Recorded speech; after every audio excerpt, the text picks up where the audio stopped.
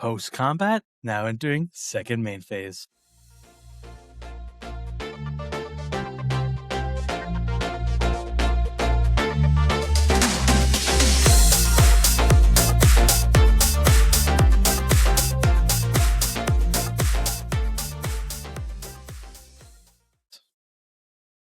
Hello and welcome in everyone to another episode of the Second Main Phase podcast, a competitive Magic the Gathering podcast brought to you by Team Main Phase and our wonderful sponsors. That would be the Mana Vault and Kangaroo Tales. I am Jason Cornell, and joined as always with me is my good buddy Doug. Doug, how we doing today? I'm doing pretty solid. Yeah, can't complain. Yeah, complain. Well, I can't complain, but I feel like if I complain all the time, then I just sound like a complainer. Which I am one, but I don't want people to know that. You know what I mean? Yeah, you might be leaving a little complaint equity on the table, though. There's been a lot of complaint equity, especially when playing Magic. Yeah, I think that's something we should talk about one day. the power of complaint equity when playing MTGO. Right. Okay, so we had the PT wrap up this weekend. Where do we want to start? I mean, we've got our mailbag. We've got a lot of stuff we want to go through. Anything else before we kind of kick in? On the last episode, I predicted Chris would be first place. I was only off by 18 places. He ended up top 32ing at 18th, being queued for the next two PTs and Worlds. Yeah, that is huge. Didn't really think that was going to be very possible. It was kind of a long shot, and it really was. I think the math ended up being that it's exactly the top 32. So as long as you're tied at 32, that's what ended up happening. He kind of tied with whoever else was there at that top 32, and just kind of snuck into that group to qualify for Worlds. So that's huge shout out. Another amazing Pro Tour for him. Back-to-back top 32s and the Worlds qualification. Huge weekend for Chris. Big shout out to him. Congratulations. Indeed. Yeah. Yep. So obviously we're going to talk a lot of the Pro Tour. We've got our mailbag, and probably that's going to be most of the episode. Before we get into it, I did want to shout out real quick is that they announced where the Pro Tours are going to be next year, and Kyoto, or is it, I believe it's Tokyo. Sorry, Tokyo. Yes, it's Tokyo, I think. Yeah. Either way, it's Japan, and I want to queue for that PT so bad. Yeah. We've already got Chris queued for Japan, for Tokyo, so it would be awesome if we can have a handful of us, all of us there. Probably end up all being there anyways, but 100%. It is going to be an amazing event, and I'm very much looking forward to that. Yeah, Japan's like one of my favorite countries. I love the food, I love the culture. I always wanted to visit Japan, and now I have an excuse to be like, oh well, I have to go to Japan. That's where the better Magic is. Correct me if I'm wrong. You have not ever been, right? You've never been able to travel over there? I've never left the country. Well, that's very disappointing. You should do that. There's a lot of awesome places in the world to go see. Yes, but that means I'm a patriot. I'm patriotic. Is that what that means? I'm already in the number one nation, baby. It's really nice to go visit some other cool places. I want to go to Japan. Trust me. I want to go to Japan so bad. I also have not been to Japan, but I've been to some other places in the world. So I'm excited for it. It'll be awesome. Definitely looking forward for that. All right, well, let's just jump into it. Let's get into the PT. So in case anyone not been paying attention, wait, you can't do that, Doug. There's a mailbag question. Main phase, mailbag. You got questions, we got answers. Main phase, mailbag. It's a main phase, mailbag. Bing. This week's another submission from Twitter. Never calling it X. Don't ask me. This question was, what are your thoughts on the Pioneer competitive event teaser for 2027? How do you like the current metagame? What deck would you play for a hypothetical Pioneer RC in a couple weeks? Like, let's say, something's about to come around the corner. We've got the RC coming up. What are you picking in Pioneer? So just to go back a quick step, they did make the announcement, along with all the other sets and the schedule, things like that, that yes, we are going to have a competitive event of some fashion in 2027 featuring the Pioneer format. Let's start there, Doug. Yeah, I really hope it's not an RC. I don't know if a lot of people have been watching this and probably realize how Jason and I feel about Pioneer. I'm not a big fan of it. I have never really been a fan of it. Um, and I don't like when it's an RC format because having three different RC formats kind of puts you in different direction. And it's kind of always hard to focus on three different formats in a year. And it just adds more work into the grind, which can obviously lead to burnout. Yeah. Yeah. Speaking of like Pioneer now, I'm not too happy about it because like Pioneer is essentially just standard plus. It's pretty much like the main decks are like just standard decks that were like all stars in the last couple of years. So like for this mailbag question, I look back at like the last like week of the metagame and like the most played deck is at prowess at like almost like 18%, which is just standard. It's pretty much like almost Standard all with a just few upgrades. yeah, Yeah. and like same thing with Mono Red. I think the only like kind of unique deck that I saw in like the top 5 decks was like Abs Increase Fang. But the rest are just like standard plus. So like Izza Lessons, 4-color tablet, Gogara mid range. Like it's just it doesn't look very healthy. Like the top 5 decks made up over 50% of the formats. Um, Obviously not many people are paying attention to it as a competitive Yeah. format, so that's probably why it's kind of inbred like that. And obviously, if you made it a competitive format again, it would have some growth. But overall, I don't like where the metagame is right now. It doesn't look very intriguing to me. And if a gun to my head, I had to play a tournament, I would just play 4-color tablet because that deck is fun to me, and I like casting Just Guy's Revelation on turn 5. So you said that you hope that the format for this, whatever this competitive event, is not an RC. Is there a format or a type of event that you would prefer? Would you rather it just be a spotlight or something? Yeah. What would you rather it be? What if it's a pro tour? What if we're having a Pioneer Pro Tour for the first time? I guess we had like a Uh, Mythic Championship thing. I'm not counting it. Well, no, there was a Pioneer PT, the one Was it? that Okay. Reed Duke won, when he played Is a Oh, that's Creativity. right. That's right. We Yeah, did actually have a real well, with the Proterra branding, and then was also the Mythic Championship. One of the Mythic Championships, I think, that was also Pioneer. But yeah, yeah, you're right. You're right. There sure was. yeah. I I would like it to be a spotlight. I think I said it in a previous podcast. I think that having spotlights of different formats is fun and interesting and gets people involved. I think there should be a pioneer one. I think there should be a legacy one. I think there should be more limited spotlights. Just like in the old GP system, just have more competitive events for people who like different formats. I think that's just a great way to get more people into the competitive circuit again. And if you Mhm. get those people in those tournaments, they're more likely to play other tournaments because they get that competitive itch again. Competitive Magic to me is very fun and very addictive. And if someone's been off it for a while, you got to get the first taste is free, get them back in, and they'll eventually play other formats. I think. Yeah, I think that's kind of makes a lot of sense. I kind of like that idea that having it be a spotlight. There's no barrier to entry. Anybody can show up and play, right? Mhm. And so you're not having to like, well, I had to go through this other set of things to get some qualifications. Just like, what, hey, I stopped playing a couple years ago. I remember playing some Pioneer. I got half of the deck. I'll go, find whatever I'm missing and I'll just show up and play some Pioneer. I think that could appeal to a lot of people out there. And, another good reason to maybe have it be the spotlight as opposed to an RC is I think a lot of the RCs, you're going to see a lot of the same faces. You're going to have all of them that are qualifying and just do the same thing, and it may not seem as much fun. It may not, I don't know. I could just see how that's like less interesting essentially. So, I do think Spotlight makes it pretty interesting. I do think, Pro Tour could be also a little interesting. For a long time now, we haven't had any incentive to pay attention to Pioneer. There hasn't been any kind of motivation to innovate or to work on anything. It's just kind of take stock thing and play it. A Pro Tour would force, the best players in the world to go in and look at Pioneer and really tackle it. Another thing that could also come from this that would be something to think about is WotC now has made this decision that we're going to have this high level Pioneer event.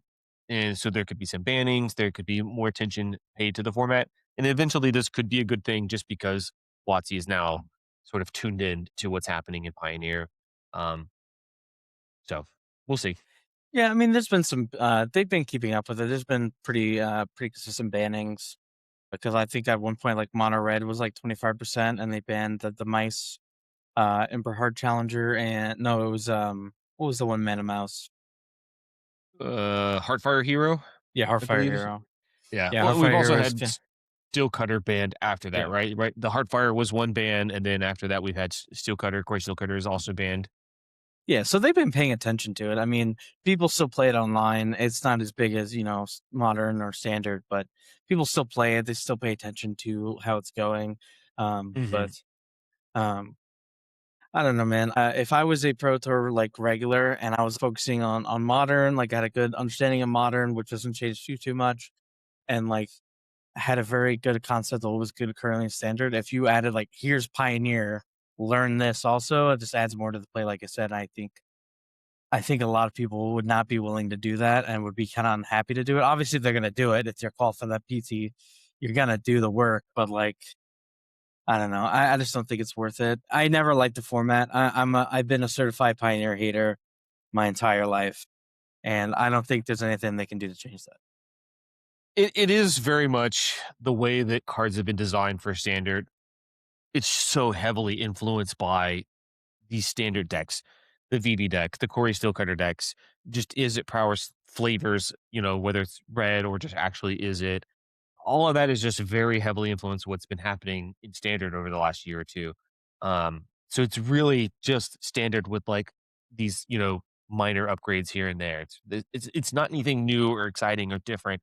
There's not some sort of different way to play Magic that's really happening. It's really kind of just standard plus is and maybe that's a maybe that's not the most insightful analysis, but I do think it's kind of true. I do think that that's mostly what's kind of happening. At least that's from the outside. Yeah. So if you had to play a tournament, what would you play? Then? Would you just play Is It Prowess? Yeah, I mean, I have absolutely. I would just play some sort of is it prowess deck, right? You get some extra one drops that are better than what we had.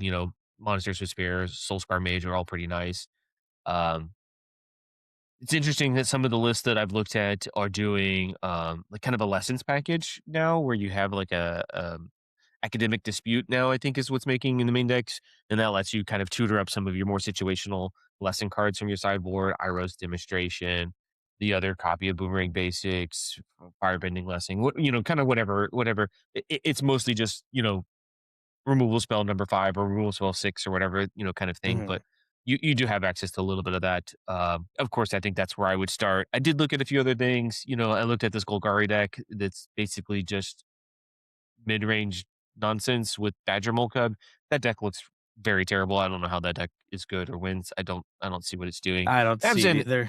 yeah, Abzan's a little interesting. Greasebang has been a long time pioneer, um, part of that pioneer identity. I would say like Treasure Cruise, Greasefang, maybe even like Lotus Field. Like those feel like those are decks that have been part of the Pioneer identity for a long time. So I guess it is a little interesting to think about Greasefang. It's gotten a few upgrades. I think that maybe it's better position now. But is it Stan? I'm gonna keep playing Is it cards. Yeah. Actually, I think I would end up playing the four color tablet deck, but um I think there is actually one cool deck in Pioneer that I would I think it's kind of too hard for me at this time. I would have to spend a lot of time learning it. But the five color scape shift Lumra pile, have you seen Okay. those decks? I think that deck is very interesting and it pulls away from the narrative of standard plus because it feels more like modern, but I think it's super hard to play and it seems a little glass cannony, but it is very interesting. I would Yeah, definitely be kind of. interested in learning that. Yeah, wasn't there Aftermath Analyst deck? There was like a loop for a little while. Not I don't know if it was a full loop, I guess, but there was definitely World Souls Rage, I think is what the card was in Aftermath Analyst. This deck feels kind of like it's picking up some of those pieces. Oh, like the Um, Teamer land deck. yeah, there was a teamer exactly. Yeah, it was a teamer land deck in standard for a little while. This kind of feels like that, but with better things, better options.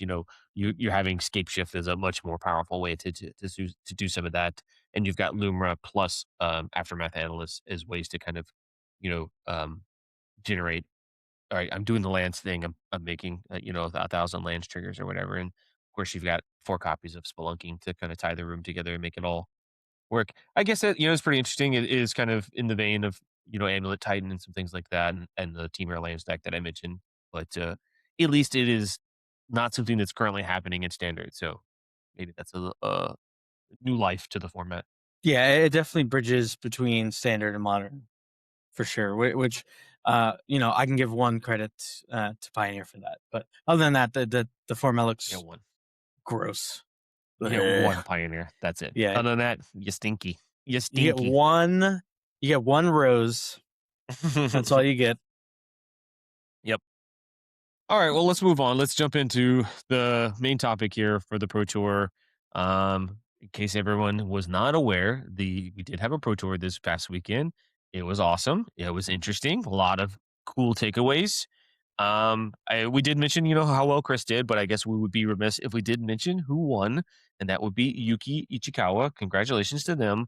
Fantastic. They looked so on top of their game for the top eight. They looked just in utter control of what was happening and limited. So I was impressed with some of the play.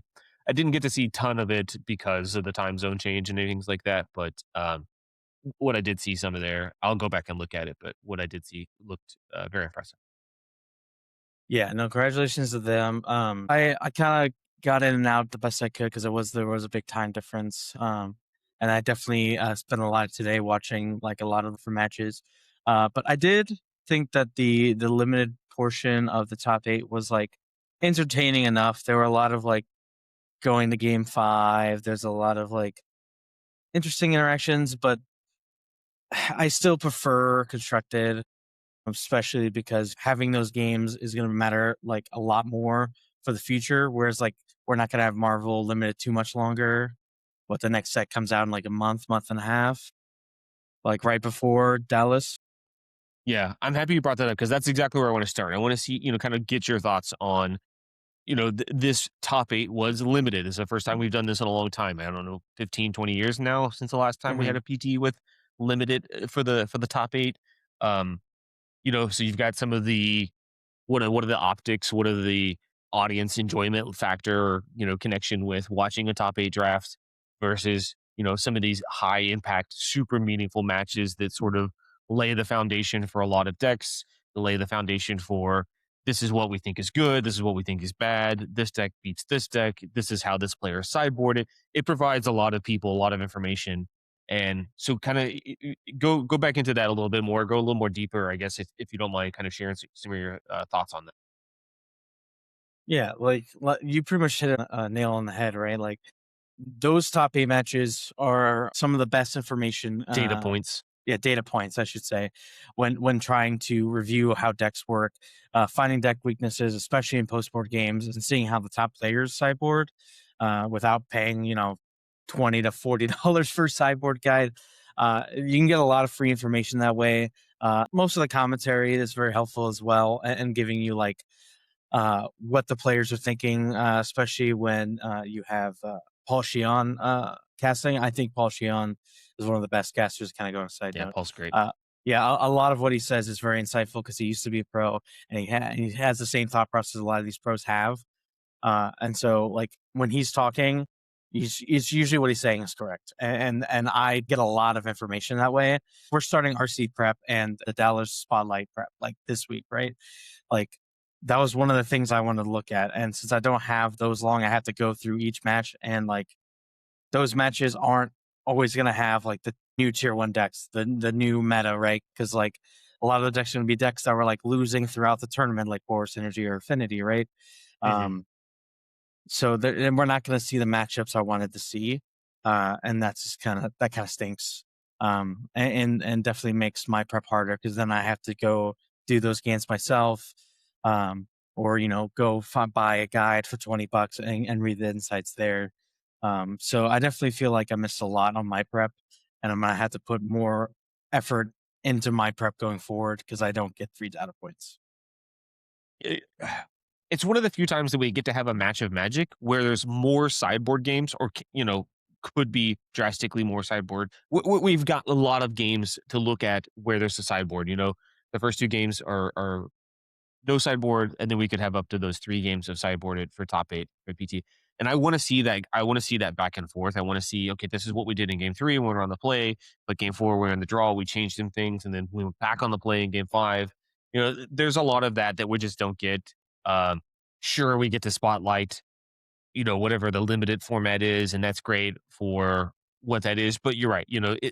We're not going to have Marvel be the backbone of our PT or the next PT or any really part of the competitive formats going forward. This was just, all right, here's, we can shine a light on Marvel here and then we move on. And um, it's cool. I appreciate that. I do think that it's important to have limited be part of these things. I'm a big fan of limited. Um, there's a lot of like, what if we just got rid of limited kind of mentality or talk, so at various points in time. I'm not here for any of that, but yeah, I'm not sure that having the top 8 actually be limited is the best. It's not bad, but I'm not sure it's the best. I definitely think that like the matches weren't like the most entertaining. Like they weren't like boring, but I definitely have found like Constructed to be way more exciting to watch. There's a lot more back and forth because the decks are, built the best they could possibly be built, right? Like they're obviously when comparing limited and constructed games are going to have more back and forth on average than limited. And so, yeah, so we're losing information. We lost a little bit of star power and fun. But I definitely think having this every once in a while is not a bad thing. But it just kind of stinks because like it's right before 3 major tournaments for me, and I wanted as much information as possible. Yeah, I want to see those high level matches. Yeah, because there's just so much to learn, and I think like going over like pro games and going over your own games are some of the best prep and like um one of the best resources to use when trying to get better at the game. And Yeah, it's just a free VOD review, right? Anybody yeah, can go pull up the stream, go back and watch those matches and learn from, okay, this is how this player was trying to play around this. It felt like they had a read here where my opponent has this removal spell. I don't want to, expose my whatever creature to it. There's a lot that you can ascertain from doing that, and I do think utilizing it as kind of like a VOD review, kind of a session where you've got that is a valuable tool, and we don't have that right now, so it yeah, is what it is. yeah. And like if you try to look at the matches, a lot of the matches you only see game 3. You don't see game 1, and you just see game 2 and 3. You just see 3. Good point. You see Good point. part of 3. You don't get complete matches, especially when they're showing like when you look at the VOD. Because I was looking at today, and I was trying to like look at one of the things I wanted to look at a lot was the mono green fight rigging deck, and a lot of the matches I just saw game 3, and I'm like, come on, man! Like I Yeah, want to see yeah, everything. I want to see what hands they're mulliganing. I want to see, you know, what their ideal 6 is, what their ideal 5 is. Like I we're just missing out on so much free information. It just sucks. It yeah. just really sucks. It's a really good point. Another thing that's different with the top 8 matches is that every game is televised. Every game is there available, and we're going to be able to watch all of those, as opposed to you have your normal coverage for round 10, round 7, round whatever.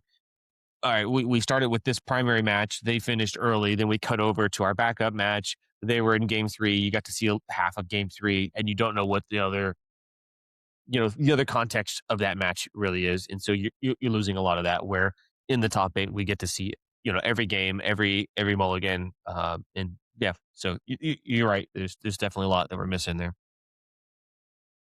Yeah, 100%. Okay, so let's move on. Where do we want to start? We want to start with kind of some big view. That's we dialed in a little bit there, but let's take a little back and kind of step back here. Big view of the PT. Some winners, some losers, some different decks that performed well, decks that did not perform well, and then kind of see where that takes us. Yeah, but before we get in that, for people who live under a rock, the the decks that top aided, we had 3 different brood scale decks.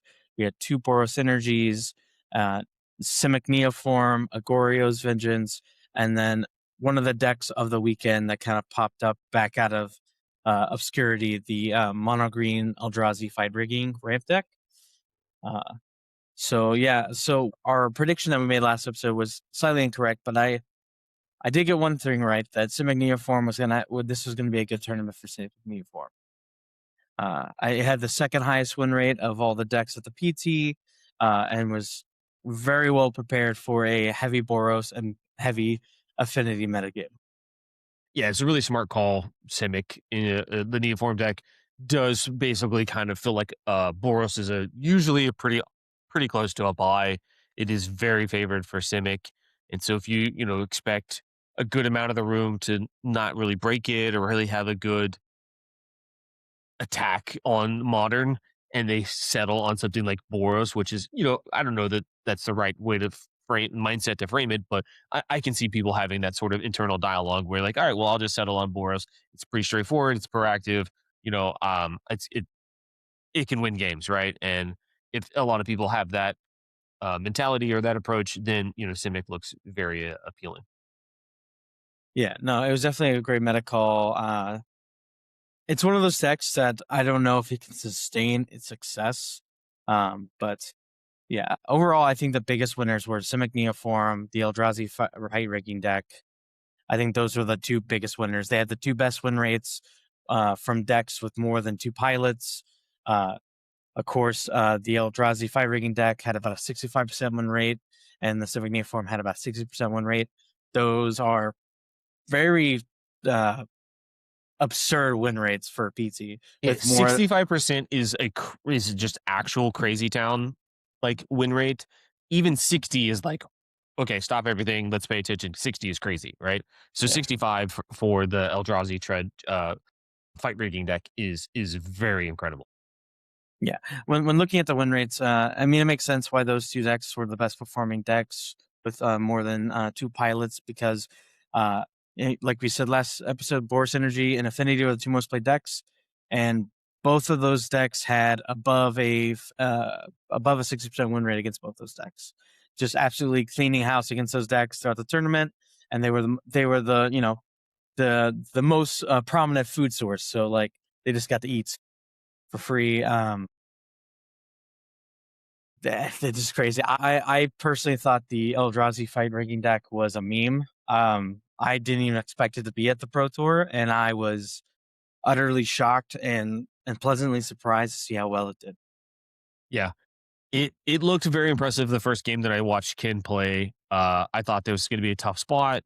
He was playing against I don't remember what round it was, 4 or 5. It was fairly early, or yeah, mid early on day one, and playing against the Boros land destruction deck, and he was just able to just make his land drops and just like, yeah, I don't have any more soul lands that tap for 2 mana, but I'll eventually cast some stuff. I'll eventually do some things and kind of cobble a board together, and that was the moment that sort of sold it for me because I thought that he might end up with a lot of these expensive cards in his hand that he can't cast, and then he's not impacting the board or really doing anything.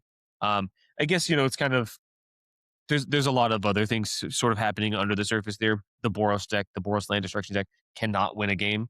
It can prevent you from doing stuff, but it cannot win a game. It cannot close out a game. So, they gave Ken a ton of time to be able to kind of cobble together a board and do some stuff. But yeah, the fight rigging deck looked very impressive. You can turn 3, you get a Fight Rigging going, but also like by turn 4 is able to cast, the 10 mana Ulamog. That card is very good.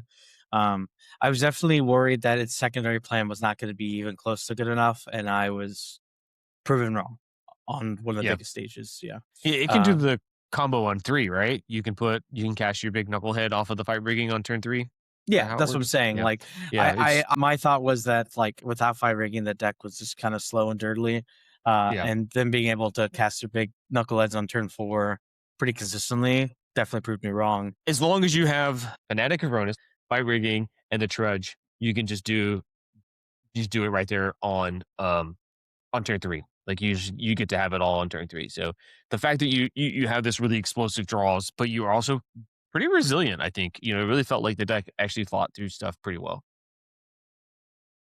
I think another reason why this deck did very well is that the Drudge and the Fanatic Ronus have big butts. The Ronus is a 1/4. Yeah.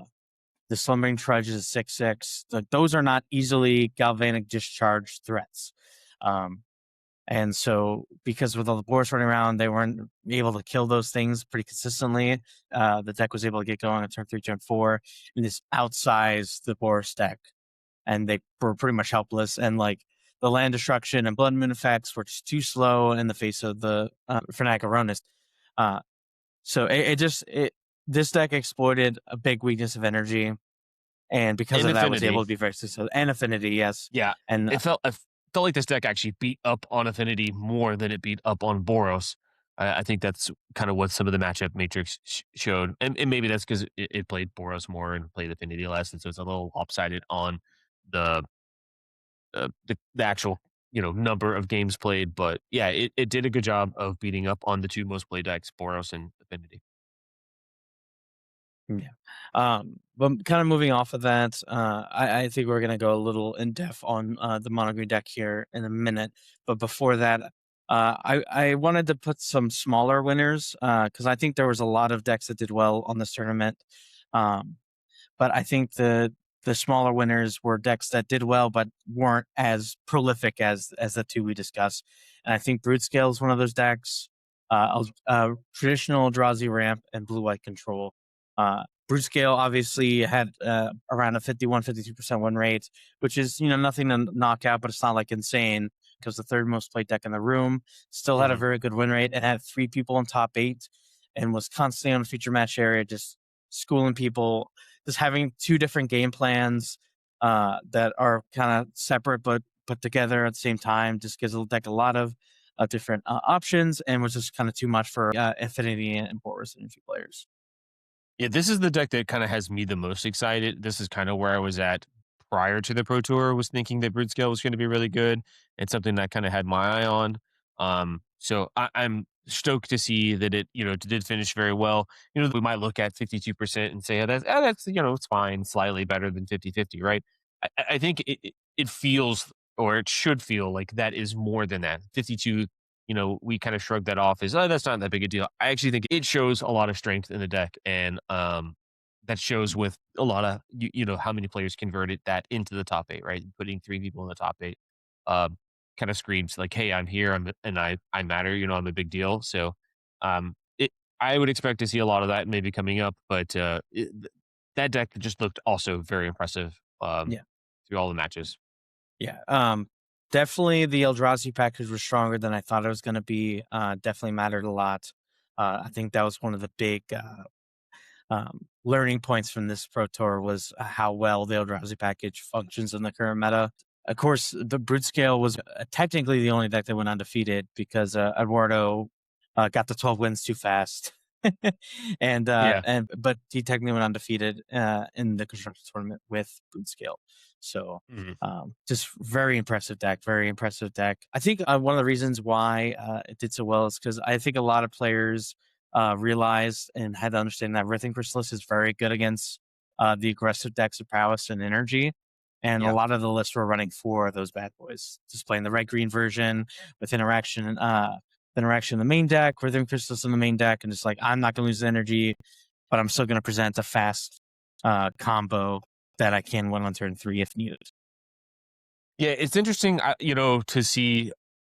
Yes, Chrysalis is fantastic in those matchups, but if I wonder if we start to transition away from that a little bit, as now that this maybe Brute Scale and some of these Eldrazi decks become more and more popular, you might want to move those copies back down and add those Soy Micah Spawns back in because they're probably more important in the mirror match. I would assume that being able to go get your Ghost Quarter or being able to also just exile one of their lands with, in the mirror or pseudo mirror, maybe we could see an uptick with Micah Spawns coming back. But for this weekend for the Pro Tour, Chrysalis definitely felt like the right choice. Definitely, you want to kind of have that card that kind of hammers Boros and hammers prowess, and Chrysalis does. Making so much board presence, hard to answer reach creature that you can't just, you know, what are you gonna do? You're gonna try to galvanic discharge that? You're gonna need a lot Yeah. of energy to make that happen. Yeah. That's actually a great point. That you might see a rise of mono green to fight the mirror match if this deck continues on the trajectory that it's on. I could definitely see that happening. But I think even though Boris had a bad weekend, I still think it would be close to a top 3 play deck at like RCs and Spotlight series, just because people like to play the same thing. It's pretty straightforward and easy to play at times. So, I mean, if Energy is still one of the top 3 most played deck, you're gonna have to stick with Withering Chrysalis. But the other 2 small winners I had, I definitely think that Blue White had a pretty good win rate and definitely was able to hang on against the Eldrazi decks. So that's definitely a deck I would keep my eyes on. The regular Eldrazi ramp deck is very did very well, and if you're gonna have an increase in brood scale and the other Eldrazi deck having access to the Mycospawns could definitely be a great card moving forward. But those decks definitely will have to watch. But I think to move on to kind of keep going, I think there were three big losers from this event: Affinity, Boros Energy, and Grixis Reanimator. Affinity had a 45.9% win rate. Energy had a 44.2% win rate, and then the Grixis Reanimator deck had a 42% win rate. Obviously, Grixis Reanimator had a smaller player pool, but Affinity and Boros Energy were the most played decks. And the win rate to be that low is kind of startling and concerning. Like I was saying with the brute scale deck, right? That 52% may not feel like that big of a number, and you might look at 45 and say, "Hey, that's not that big a difference either." Again, I think that gap between this and 50%, if you want to pick that baseline, it's much larger than it really actually thinks or feels like.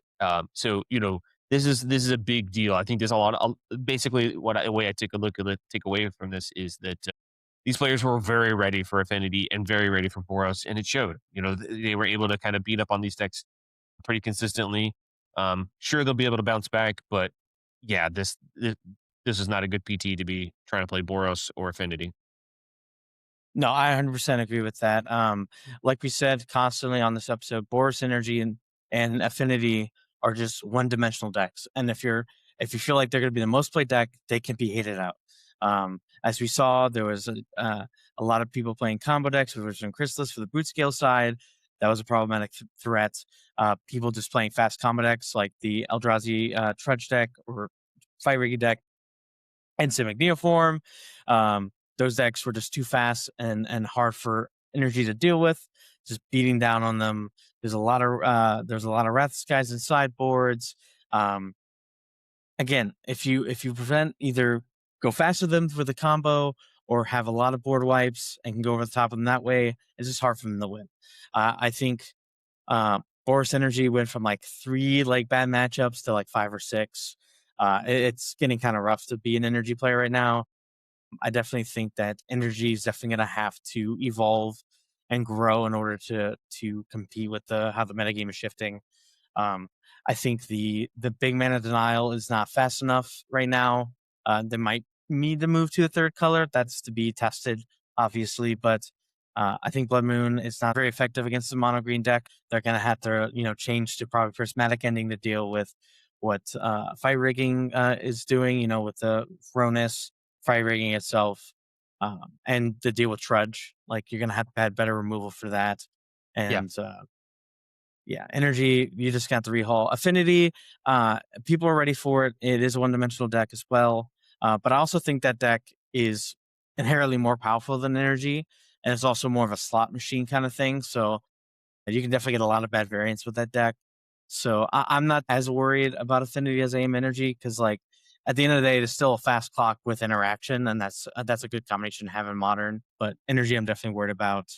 And then Grixis Reanimator wasn't a very well played deck, but it definitely got dunked on, and definitely its one dimensionalness as well was a great hindrance. And Archons were resolving on turn 2, and people just didn't care.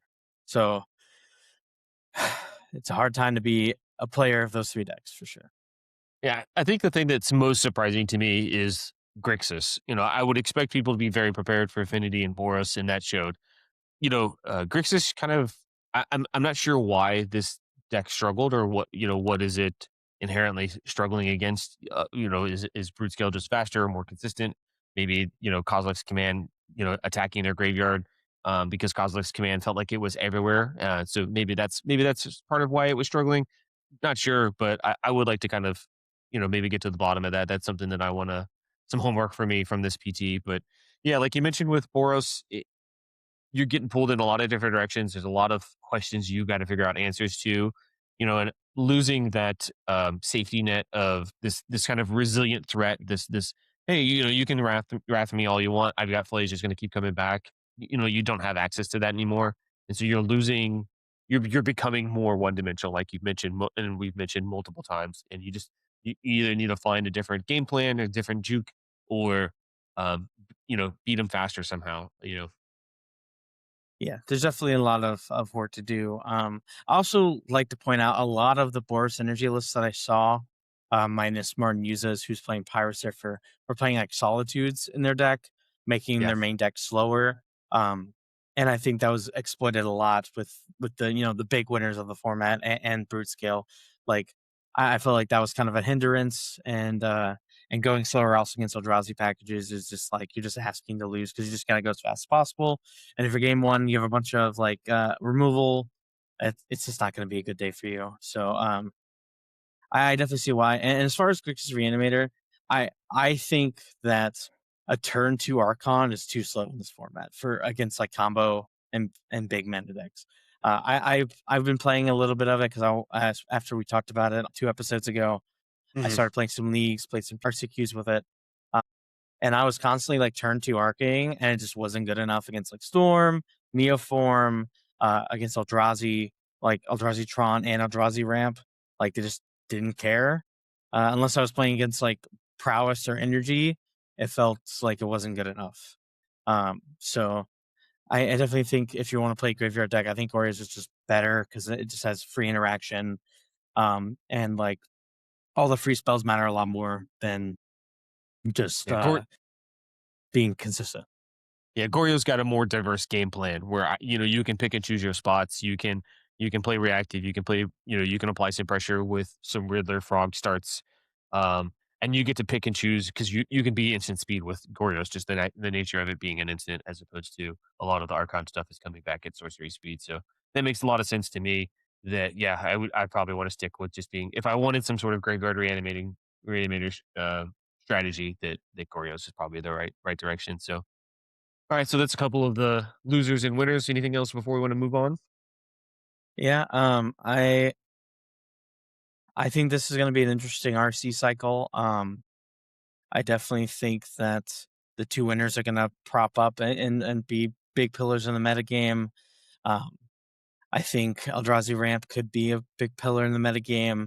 Um, we'll just have to see what people do about Boros. Are people just going to keep playing it and jamming it because that's what they know? Are people going to move away from it? Are people going to try to make it evolve? I think that's interesting to see. But I do think if Boros and Affinity after this PT start decreasing in play, if people start putting that deck away, putting both those decks away, I do think that Simic Birth Ritual could come back because that deck is a Yeah. very good deck that beats on combo decks, beats on big mana decks, just with the amount of free spells that they have and the clock that they can present once they get things going.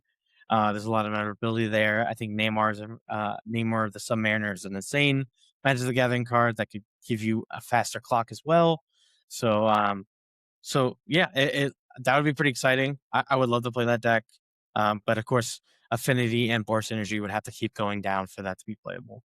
Yep. Yeah, I agree. Yeah, if those shares drop a lot of bit, I mean, anything's possible. If Boros and Affinity, because those have been, a big part of the metagame, if those percentages drop, who knows what could jump in and fill up that space. Yeah, Obviously, it feels like a lot of people are going to be out there rushing towards Eldrazi. That kind of feels like whatever flavor of Eldrazi, obviously, but it feels like that's a spot where a lot of people are going. But yeah, it'll be interesting to see what fills up that space if the floor kind of keeps dropping on some of those decks. All right, so we wanted to do. Let's take a little closer deep dive at maybe this Eldrazi ramp deck. We've mentioned it a lot. This may not be something that people are infinitely or intimately familiar with. This fight rigging kind of combo with what's happening there. So let's take a little close look at that. And just maybe kind of pinpoint some key cards here and what's kind of happening in this list. yeah. So I want to apologize to the viewers before we get started because when our last 2 episodes we went through new decks in the modern and we didn't talk about this. And again, I thought it was a meme. I really thought this deck was terrible. I didn't think it was playable. I felt it was too cute. Uh, Obviously, I was completely and utterly wrong. So I do want to apologize. We'll have to see if it'll continue being a good deck in the format because this has to pick and choose the right metagame. But it is inherently powerful because you can turn three cast a big Eldrazi monster, right? So the core of the deck is a Fight Rigging, which is a 3-mana enchantment with Hideaway 5. Pretty much shortcut it. If you have I believe, creature with power of 7 or greater. 7 or greater, you can play one of those the card that you hit away for free. So essentially, you're trying to go Trudge into Fanatic, into Fight Rigging, put a counter on my Sludge at 7, then flip over whatever Eldrazi I have. So either Emrakul the Promised End or Ulamog the Ceaseless Hunger. Those are both very powerful cards to cast on turn 3. You also have, some creature lands like Disciple of Freyalise and Drowner of Truths in case you don't hit something big. You don't hit one of the big monsters, you can at least, have a meaningful play on turn 3 to draw you into the secondary game plan, which is to physically cast them with Fanatic Aronas, Sowing Mycospawn, and of course, your Ugin's Labyrinth and Eldrazi. Yeah, I think the big things here are the Trudge, the Fanatic, and Fight Rigging, right? Those are kind of the core pieces that tie a lot of the different rooms together, the different parts of the deck together. Mhm. Maybe I could lump in Sowing Mycospawn into that too, because right, you have, like you said, you have the two plans. I'm trying to Fight Rigging and get that really fast Emrakul the Promised in. It's really hard for a lot of decks to um, here's a 13/13 and it's controlling my next turn and it's going to wreck whatever I have. You're going to have enough cards in your hand that you're going to be able to do enough sort of self damage, inflict enough damage to yourself where you're throwing away resources, you're solituding some card that you didn't want to solitude or something if you drew that or whatever. Yeah, so that's kind of the fast plan, and then the slow plan is all right. Well, if I just have my Fanatic sitting around for a while, I've got my Mycospawn. I'm gonna get to the mana. I'm gonna Malevolent Rumble. I'm gonna fill up my graveyard, and I'm gonna be able to play this keep kind of throwing some Emrakuls at you until you fall apart. Um, and you're really consistent at finding that and doing that in the mid to late game with the Kozilek's command.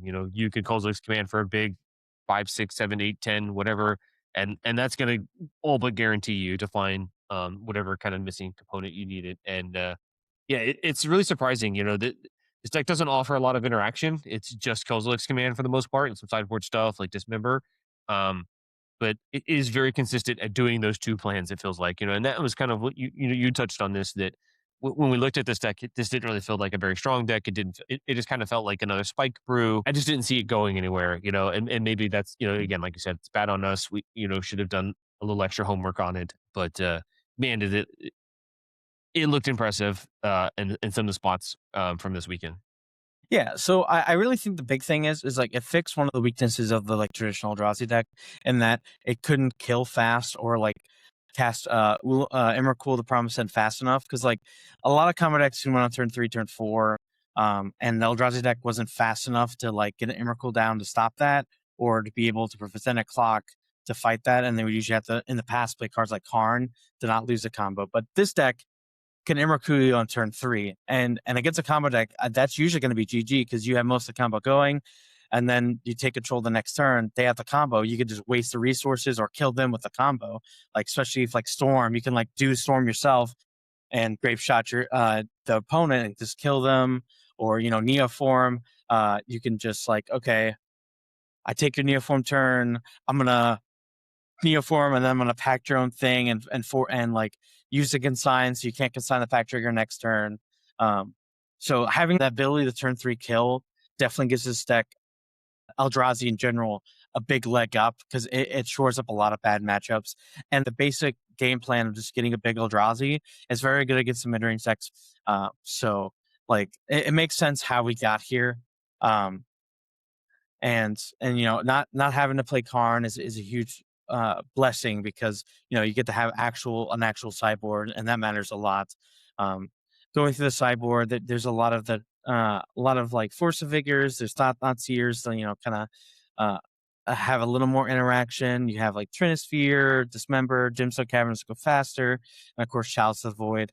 I just think this deck makes a lot of sense. But I also think that like when you do like force yourself to like Fight Rigging, right? Like let's say it's like combo v combo, a combo versus this deck, right? Like you have to have the turn 3 Fight Rigging. If you don't have the turn 3 Fight Rigging, or you stumble, you don't get the right hideaway. I can definitely see this deck kind of faltering still against combo, but it definitely has more legs against it than it used to. Yeah, I think you're totally right. I mean, having that huge impact play on turn three, Karn is kind of like massaging the numbers around. Like, okay, well, I can Karn, and my Karn can go good and do these things, or your graveyard deck, so I went and got my Tormod script, and I can disrupt you immediately that turn, sort of thing. This is just a whole different ball game. It really did fix that. We were using Karn as sort of a bridge to the late game, and then we just are faster. We just get to skip that kind of midway step, and just okay, here I have the 13-13. I steal your turn. You know, um, you nailed it. Really, just that fixes this kind of problem, and then yeah, you get to have a more coherent sideboard plan. You get to have some options to move things around, and I think that creates a lot of opportunity for the deck. I'm very interested in being able to cast Chalice off of on the play my Chalice out of the sideboard games off of my um, Ugin's Labyrinth, things like that. Like that's something that like looks really impactful in this deck that this deck can offer, and you don't get to do that in your Karn decks. Yeah, I definitely agree. I do think um, that this deck could lose strength as people kind of adapt. I do think that this deck was very good for the weekend because, like we said earlier in the podcast, it's a lot of threats that's trying to get the engine going bypass Galvanic Discharge by themselves. But I do think if people increase the amount of fatal pushes and prismatic endings, I definitely think they could interact with the early game of this deck. And if they have a clock behind it, I do think that could be problematic for this deck. Um, it's also, still kind of Consignment's very good against this deck as well. So I think people will adapt to be able to give this deck a run for its money. But I definitely think Absolutely. it's definitely a front runner for one of the best decks right now. And it will force the meta to shift. Gonna make you kind of adapt to some of another really good point, fatal push. There's not a lot of fatal push running around now. Fatal push maybe looks a little more enticing because Trudge is such a big power toughness. And It's really fanatic. hard to do. You can't prismatic ending it, right? It's sorcery speed because as long as I get to play my Trudge, go to my combat, get my trigger from my fight rigging, boom, I've got 7 power.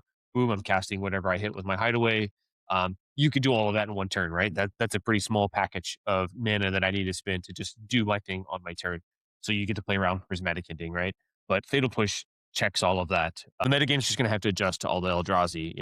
I would expect the consign numbers to go up even more if they weren't already as max as they were, but Yeah. we'll see. The Trudge deck only had really one bad matchup throughout the weekend, and that was Esper Goryo's. Which is a deck that has Access to Solitude and Consign. So that makes sense. So I think you can kind of follow that blueprint that, like, hey, having a clock plus Consign or like a Fatal Push instant speed removal Solitude is a good way to beat these decks. Um, and so, yeah, I mean, it's definitely something that can be beaten, and it might just the right deck at the right time, and it might lose value, or it could stay. I mean, it has a lot of powerful cards. It's a lot of powerful play. Um, and even if energy does play prismatic ending or fatal push, right? Like that's going to come with its own problems. So it definitely won't solve the matchup, but it'll definitely Hmm. make things more interesting. Yeah, interesting deck. Love to see where the metagame takes us on this fight rigging journey. Another thing to point out with this deck is that unlike traditional Eldrazi decks, it kind of doesn't get hated out by mana denial, right? Like Blood Moon doesn't look very strong against this deck. Dampening Sphere is kind of weak, and like the way the deck can function, it can play around Obsidian Trauma very well. So that is a big point of contention for like other decks to fight this deck, meaning that maybe like fighting the mana is not the way to go. Yeah, it's a good point to jump back to is that there are traditional ways that we have fought from either Boros or some of these other red aggressive decks. Um, those traditional mana denial, mana hate type cards don't really line up super well into this. Um, it kind of just can dance around a lot of that stuff pretty well. It's kind of interesting. Like I said, like I mentioned at the very top there, watching this deck play against Boros Land Destruction, I thought, oh, Boros Land Destruction is going to be able to just kind of keep it off of its mana. It's not going to be able to cast anything worthwhile. Um, so it does really just dance around those kind of hate pieces and those traditional ways that we've attacked the big mana stuff. So um, gonna have some resiliency there that might insulate it from you know those traditional ways that we attack it. Yeah, I All right, couldn't so agree let's move more. on to some Neoform really quick and cover some of that. I'll be honest, I haven't really played a lot of Neoform from my experience, so I might lean on you here a little bit, Doug. What do you think? What's some of your takeaways from just looking at Neoform from this weekend? Obviously, we talked about how well we thought it was really positioned in a room full of Boros. What else did you see with some of these Neoform decks? Honestly, when looking at the list, they're pretty stock to what was played in the last one. I don't really see any new cards besides for like a wistfulness here and there. The list that went 9-1 by Kichiro Matsumoto. Matsumuto. Sorry, I can't say things correctly. Sorry.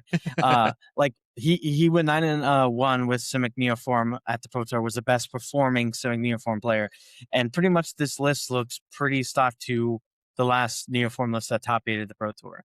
Like there's not really many changes. Everything's pretty much the same. Um, so I mean, this deck is the most glass cannon deck. It's just a deck that's going to come and go in the format depending on if decks are ready for it. Obviously, this weekend, Boris Energy was everywhere, and Affinity was everywhere. The decks were not ready for this deck, and I was able to have a good weekend. But I definitely think in a world where people are playing more subtleties, more force negations, things of that nature, this deck will kind of crumble at that kind of increased interaction. So I definitely think this is like a deck you should always keep at the back of your mind, but I don't think it's going to be the most played deck overnight. It did struggle against Prowess a lot. But it did do decently against Goryo's, which was kind of shocking to me. I thought Goryo's had all the tools to beat it, but that deck can also kind of just draw the wrong half of its deck and not have the interactive side. So uh, Too surprised that in game ones, if I'm thinking just in the game one frame that Neoform I can imagine finding success um against the Gorios decks. You set up where you're like, okay, I'm ready to go. I'm ready to do my thing this turn. I'm gonna Neoform. They try to force negation you, and then you've got a bunch of copies of pact negation, right? So you pact back, and then you can kind of combo and set up this, set it up that way, and you kind of force your things through. So I can see how that works. Um, it, you know, it is like you mentioned the biggest glass cannon possible, and you really are just very reliant on did I have one of my cheap free creatures, Hooting Mandrills, or the riders, and did I draw my Neoform or my evolution? You or need both Summer's of those back. pieces. Yeah, Summer's Pack helps you find all the green creatures, the free guys to set up, I guess. So you got a little more copies of that to for some redundancy. But yeah, you really need one piece from column A, one piece from column B. And if you don't do that, then I can see how you know maybe getting picked apart by a Thoughtseize, something like that can change change the outcome. And that's what I was seeing in a lot of Okay. games that, like, when they're playing against interactive decks, like a Timely Thoughtseize plus Counterspell, Counterspell followed by like a Fast Clock. The deck could, like, this deck kind of falters at times. It does, and sometimes dies without doing anything. Because again, you do have to have those pieces, and if you don't have them, then you just SOL. And this deck has to mulligan a lot. So sometimes I was watching a camera, the players were having in the mold to 5. And it's hard to enable that combo and have a pact negation on a mold to 5. It's hard to have it and have the interaction when you're mulling to 5, sometimes mulling to 4 against these interactive decks. So maybe in the future, this deck, this the metagame might evolve that this deck wouldn't be a good choice. Yeah, But I can see that. I definitely, if the RC was next weekend, I would 100% lock this in, like right now. But in a month and a half, it's kind of hard for me to say. It's definitely a deck I would probably keep in my back pocket and just have Mhm. to evaluate the meta the week before. Yeah, we'll see how things change and churn as they naturally do. Um, you know, we're going to see decks start to elect to play all of the right cards, the right pieces, the right types of interaction, and I think that's something that we've just harped on, and that's kind of been the reoccurring sort of theme of this is if you show up at the Pro Tour with the wrong interaction or the wrong pieces, you're going to get beat up, and you show up with either something that sidesteps what everybody else is doing. I show up with my 6/6s when everyone's packing galvanic discharges. I show up with this, combo piece, this combo that can go very fast, and I have resilient, and I can, I have multiple ways to put it all together. One of the things to jump back to the Eldrazi fight rigging deck is we didn't even mention Malevolent Rumble. That card's fantastic. That card is so good at just, consistently building your graveyard so that you can get to the Emrakul, finding whatever piece you want, and giving you some mana back in the interim there. So a lot of this is going to, churn. We're going to see some adaptations. Hopefully, hopefully a lot of people jump into some challenges in leagues, and we get to see a lot of this kind of unfold. Of course, we'll be doing our own testing. Like you mentioned, we've got Dallas coming up, Spotlight Series for Dallas. That's in September. And then we've got 2 RCs right after that.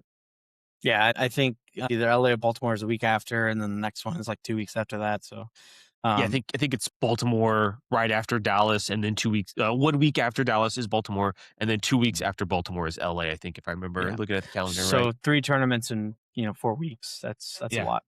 Be a lot of traveling. But yeah, testing's already started for us. Jason and I and everyone on the team want to be called for Tokyo. I will give you anything but my dog to be at that Pro Tour. I'm not willing to give him chatter. She wanted to be a co-star in this episode. She wanted to be on this episode for sure. She wanted to be famous. Yeah. We're going to be working really hard to get qualified for these next couple events. I think. I mean, everybody is, right? But we're extra motivated with having Chris, being qualified for Worlds, being qualified for these next Pro Tours. We really want to be there, competing with our friends and teammates. So we're really excited for these opportunities.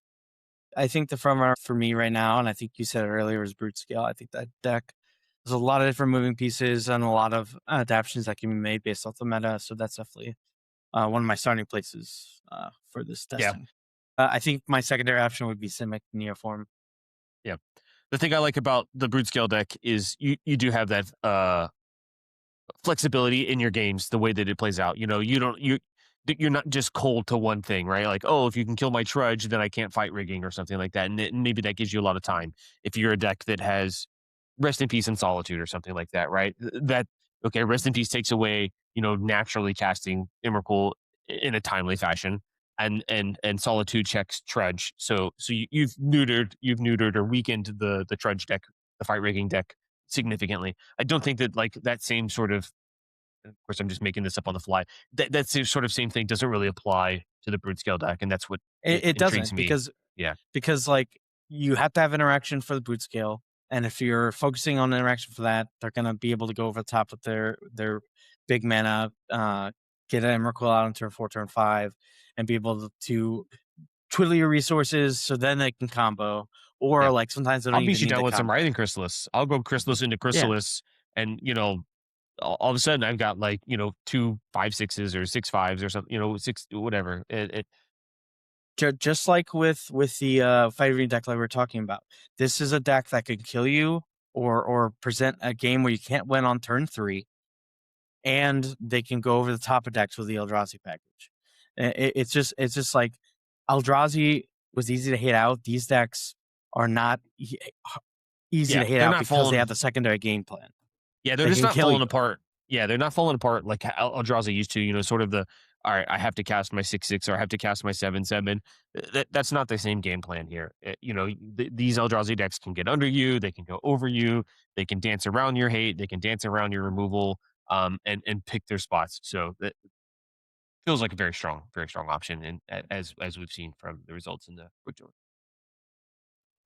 All right, well, let's wrap it up there, Doug. Let's get out of here. Thank you so much for everyone who did tune in. Like I said, we can't do this without you. We love you guys. We appreciate you being here with us.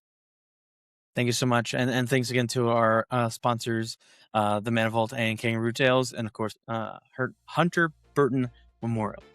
Ooh, and thank you, Team Main Phase. Congrats, everyone. Well done at the Pro Tour. Can't wait to see what we've got cooked up for you guys next week. Tune in. Love you guys. Thanks again. Take care. See you next time. Bye.